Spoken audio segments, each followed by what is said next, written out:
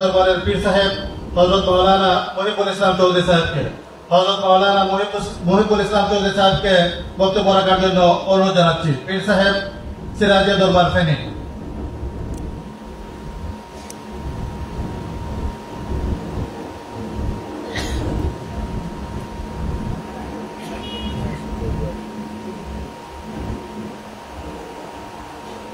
আসসালামু আলাইকুম ওয়া রাহমাতুল্লাহ। আল্লাহ পাকের দরবারে লাখ কোটি শুকরিয়া যে আল্লাহ রাব্বুল আলামিন মুসলিম জাতি হিসেবে আমাদেরকে দুনিয়াতে প্রেরণ করেছেন। পাশাপাশি আরো শুকরিয়া জ্ঞাপন করি আল্লাহ দরবারে যে তিনি আমাদেরকে শেষ নবী আখির নবী রাহমাতুল লিল আলামিন সর্বশ্রেষ্ঠ নবী রাসূলের উম্মত হিসেবে দুনিয়াতে পাঠিয়েছেন।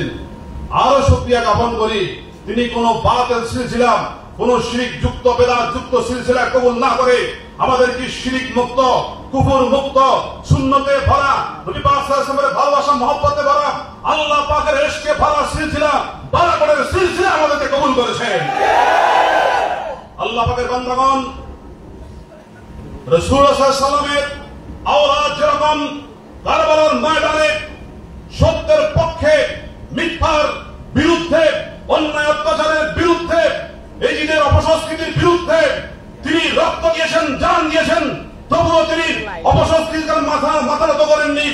এভাবে সেই নবী পাক সাল্লাল্লাহু আলাইহি ওয়াসাল্লামের আওলাদ সৈয়দ আহমদ শহীদ বেলরবি রাহমাতুল্লাহ আলাইহি তিনি ওই বারাকতের ময়দানে তিনি অপসংস্কৃতির কাছে মাথা নত না করে, কুফর শিরকের কাছে মাথা নত না করে তিনি তাজা রক্ত বারাকতের ময়দানে ঢেলে দিয়েছেন।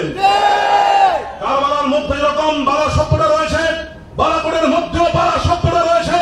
কারবালার মধ্যে যেরকম ইমাম হুসাইন রাদিয়াল্লাহু তাআলা আনহু আওলাদে রাসূল শাহাদাত বরণ করেছেন, শাহাদাতের সেই সুযোগ পান করেছেন, এইভাবে বালাকোটের ময়দানেও বালা শব্দটা রয়েছে।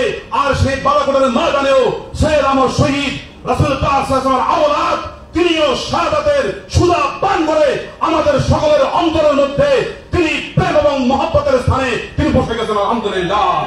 সুতরাং সেই চেতনায় আমরা এগিয়ে যেতে হবে, কারণ আল্লাহ পাক রব্বুল আলামিন তার পবিত্র কালাম মাজিদে ঘোষণা দিয়েছেন, ইয়া আইয়ুহাল্লাযীনা আমানুত্তাকুল্লাহা ওয়া কুনু মা'আস সাদিকিন। হে ঈমানদারগণ, বিশ্বাসী বান্দা বান্দীরা, বিশ্বাসীগণ, মুমিনগণ, তোমরা আল্লাহকে ভয় করো এবং সত্যবাদীদের অন্তর্ভুক্ত হও, সাদিকিনদের শামিল হও।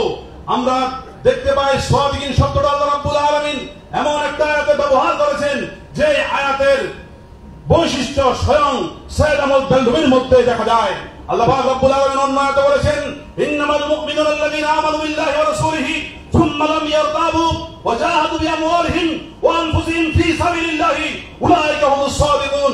নিশ্চয় মুমিন তো তারাই যারা আল্লাহ এবং রাসূলের প্রতি বিশ্বাস স্থাপন করেছে এবং এই ব্যাপারে দ্বিধাদ্বন্দ্ব করেনি, কোন ধরনের সন্দেহ করেনি। আর তারা কি করেছে? যুদ্ধ করেছে, জিহাদ করেছে, সংগ্রাম করেছে নিজের জান এবং সম্পদের মাধ্যমে। তারাই হচ্ছে সাদিকিন। ইতিহাসের পাতা খুললে দেখা যায় হযরত সৈয়দ আহমদ বেলরবি রাহমাতুল্লাহ আলাইহি তিনি তার জান এবং সম্পদ দিয়ে আল্লাহর রাস্তায় জিহাদ করেছেন। তিনি একজন মর্দ মুজাহিদ। তাহলে বোঝা গেল তিনি সাদিকিন বান্দা। তার অনুসারী যারা ছিলেন, আজ পর্যন্ত যারা আছেন, তারাও সাদিকিন বান্দা। আলহামদুলিল্লাহ। সুতরাং আমরা তাদের অন্তর্ভুক্ত হতে হবে।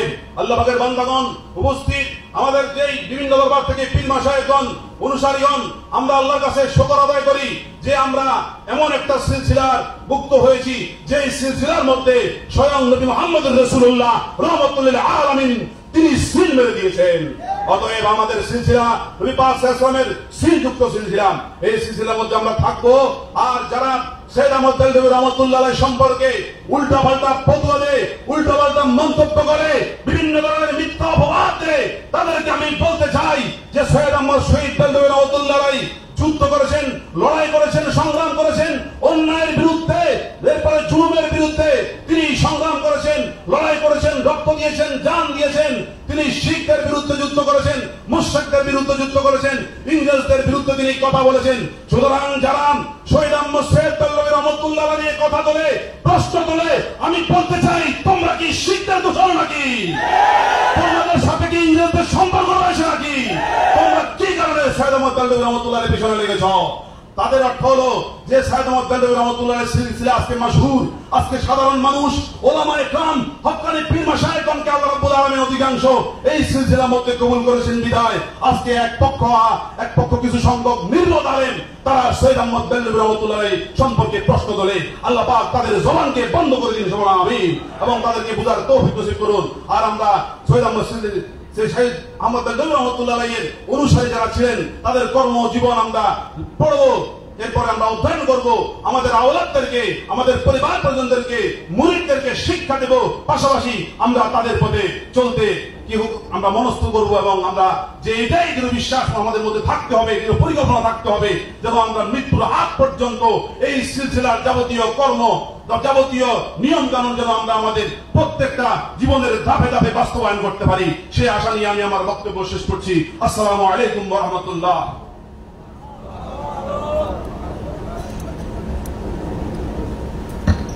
মোবারকবাদ জানাচ্ছি ফেনীর সিরাজিয়া দরবারের পীর সাহেব হযরত মাওলানা মুহিবুল ইসলাম চৌধুরী সাহেবের প্রতি।